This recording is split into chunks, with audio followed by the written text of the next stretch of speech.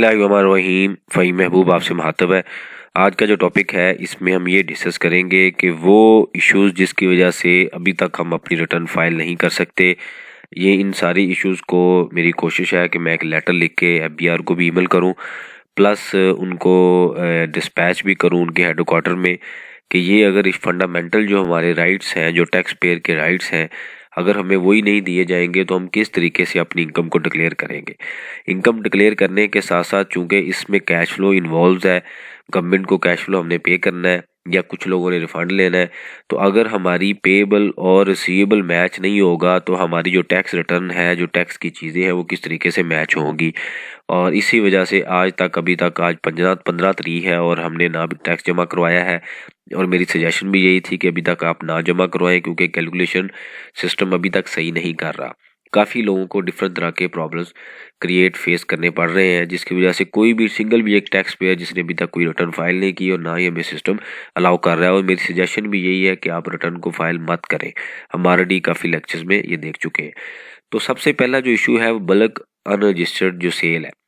जो रिटेलर हैं, यानी कि जो जैसे फूड शॉप्स हैं, बेकरीज हैं, तो वो अपनी सेल को कैसे रिपोर्ट करेंगे। उनके पास तो कस्टमर 5 रुपये का भी आता है, 5,000 का भी आता है। अगर आप ब्रेड लेने जाते हैं, बिस्कुट लेने जाते हैं, तो वो 100 रुपये की भी इनवाइस हो सकती है। तो 100 रुपये की इनवाइस के ऊपर अगर मैं या आप जाते हैं तो हमें कोई ID कार्ड अगर हम ले देंगे तो इस तरीके से ना तो बिजनेस हो सकता है, ना ही कोई ID कार्ड देगा। ये बड़ा ऑपरेशनल इशू है। तो लिहाजा जो बल्क रजिस्टर्ड अनरजिस्टर्ड सेल है उसकी ऑप्शन को इनेबल होना चाहिए, उसके बगैर हम रिटर्न फाइल नहीं कर सकते। और हमारी कंपनी, हमारे जो नेशनल पाकिस्तान कंट्री का अगर हम एग्जांपल लें तो इसमें 50-60% जो रिटेलर हैं वो इस तरीके से कंट्रीब्यूट करते हैं, जिनकी बल्क जो सेल है वो रिपोर्ट होनी चाहिए। मेरी असल में तबीयत थोड़ी सी अपसेट है, इस वजह से आपको साउंड मेरा चेंज लग रहा होगा।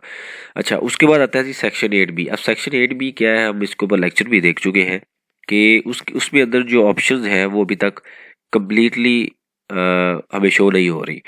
मतलब थर्ड स्केड्यूल की आइटम नहीं आ रही उस पर, कि थर्ड स्केड्यूल वाला जो है उसमें अगर रिटर्न फाइल करनी है तो वो तो मैन्युफैक्चरर टैक्स पे करता है। अगर डिस्ट्रीब्यूटर, होलसेलर या रिटेलर ने रिटर्न फाइल करनी है तो उसके पास ऑप्शन ही नहीं है। तो हमने जेब से थोड़ी टैक्स जमा करवाना है। जब मैन्युफैक्चरर ऑलरेडी पे कर चुका है तो मतलब ये है कि हम उसको सिर्फ सेलेक्ट करें और इनपुट आउटपुट को मैच करें, कोई पेबल नहीं है। तो लिहाजा उस ऑप्शन को भी इनेबल किया जाए। उसके बाद है एक्सेल फाइल की। एक्सेल फाइल बेशुमार दफ़ा, मेरे ख्याल में कुछ 4-5 दफ़ा इन्होंने डिफरेंट टाइम पे उसको अपडेट किया है कि जी अब फाइनल है, अब फाइनल है, लेकिन अभी तक वो फाइनल नहीं है। जैसे 2 दिन पहले एक लेक्चर मैंने अपलोड किया था, थर्ड स्केड्यूल की जो आइटम है वो हम एक्सेल की फाइल के थ्रू एंटर नहीं कर सकते। तो अगर इस तरह की हमारी फंडामेंटल जो चीज़ें हैं वो ये मिली मिलेगी तो हम किस तरीके से काम करेंगे। ये बिल्कुल एक वेस्ट ऑफ टाइम है। इसमें टैक्स पेयर भी परेशान हो रहा है, जो लोग जॉब करते हैं वो भी परेशान है, पता नहीं पेनल्टी इशू ना हो जाए, रिटर्न लेट ना फाइल हो जाए, और जो बिजनेस मैन है वो भी परेशान है। तो ये पिछले कोई 1 महीने से हम देख रहे हैं। ये कोई 1 जनवरी से ही अगर आप 15 दिन की एग्जाम्पल लें तो 1 जनवरी से हम बेशुमार इशू डिस्कस कर चुके हैं, डिफरेंट तरीके से देख चुके हैं, और हर कोई डिफरेंट टाइम पे उसको चेक कर रहा है, लेकिन अभी तक इसमें कोई सिचुएशन क्लियर नहीं हो रही।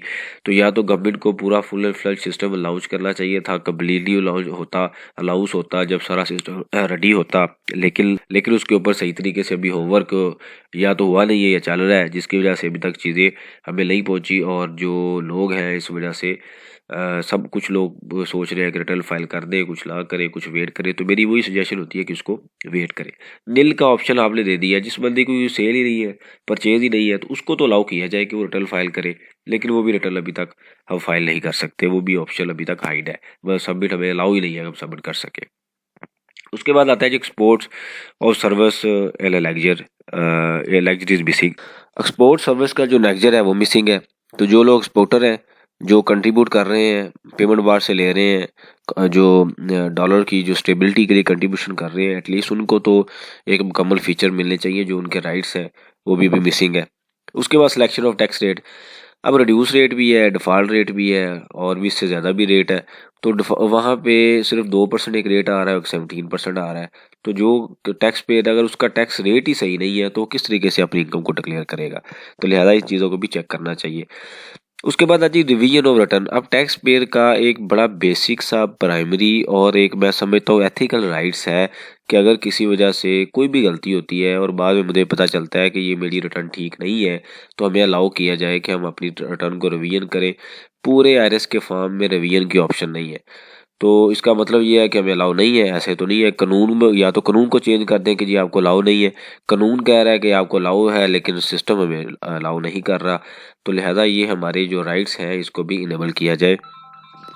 उसके बाद अगला पॉइंट आता है कि एक्सटेंशन ऑफ रिटर्न। अब आखिरी पॉइंट है कि भाई 15 तारीख है, हम क्लियर नहीं है, हमने टैक्स जमा नहीं कराया, हमें कोई एक्सटेंशन दे दें ताकि लोग थोड़े रिलैक्स हो जाएं। 2-3 दिन बाकी हैं, अभी कल संडे है, उसके बाद मंडे और ट्यूसडे है, तो सिस्टम अभी तक कम्प्लीटली वर्क नहीं कर रहा। जो कस्टमर हैं, सप्लायर हैं, एक दूसरे के साथ वो उनकी एक खाम खास एक कम्युनिकेशन चल रही है कि जी आप अपना नेक्स्ट सी सबमिट करें, हमने उसको सेलेक्ट करना है। तो मैं दोबारा फिर ये रिपीट करता हूँ, इसको वेट करें। गलत रिटर्न फाइल करने से बेहतर है कि आप उसको वेट कर लें। गलत रिटर्न फाइल करने का मकसद मैं क्यों कह रहा हूँ कि अगर आपकी रिटर्न में आपका डाटा कम्प्लीटली लोड नहीं हुआ और किसी वजह से आप रिटर्न फाइल कर दें, तो पॉसिबल है कि अगली रिटर्न में आपका डाटा ही ना शो हो, वो डाटा इसी रिटर्न को बेस बना के ओपनिंग ले ले। इसी वजह से गलत रिटर्न फाइल करने से बेहतर है कि आप उसको वेट करें। कोई इशू नहीं है, कोई मसला नहीं है, इंशाल्लाह ताला कोई पेनल्टी नहीं होगी। इसमें फॉर श्योर है कि एक्सटेंशन आएगी और आप बिल्कुल रिलैक्स होकर इन चीज़ों को कंसीडर करें।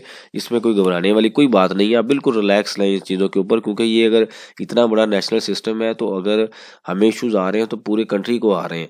और वो जो लोग सिस्टम को मॉनिटर कर रहे हैं वो हमसे ज़्यादा समझदार हैं इन मामले में, क्योंकि उनको पैसों की ज़रूरत है, टैक्स की ज़रूरत है, गवर्नमेंट को मनी चाहिए, पैसा चाहिए, और ये सबसे बड़ा कंट्रीब्यूटिंग डिपार्टमेंट है। इस वजह से इसमें कोई ऐसा इशू नहीं होगा और एक्सटेंशन इसमें लाजमी आएगी। और मैं इसको, मेरी कोशिश होगी कि मैं टाइमली अपडेट करूं। मेरी कल भी एक बड़े सीनियर पर्सन से कम्युनिकेशन हुई है, तो उन्होंने मुझे ये कहा कि जी ये अनाउंस होगी। इसका मतलब वो जब भी उनके रिसोर्सेज हैं, जब भी वो इन्फॉर्मेशन देती हैं तो अथेंटिक होती है। तो लिहाजा आप इस चीज़ को, और डिफरेंट बार मेंबर ने, सब ने लेटर भी लिखे हैं, तो इस पर लाजमी एक्सटेंशन आएगी। और बस सिर्फ इसको, जो भी इस तरह की वीडियोज़ या लेक्चर आपको मिलते हैं उससे अपडेट रहें, सीखते रहें, क्योंकि नया सिस्टम है। गलत करने से बेहतर अपने टाइम को इन्वेस्ट करें और एक दूसरे से लर्न करें।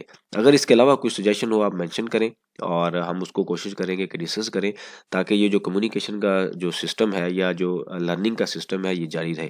थैंक यू वेरी मच, जज़ाकल्लाह।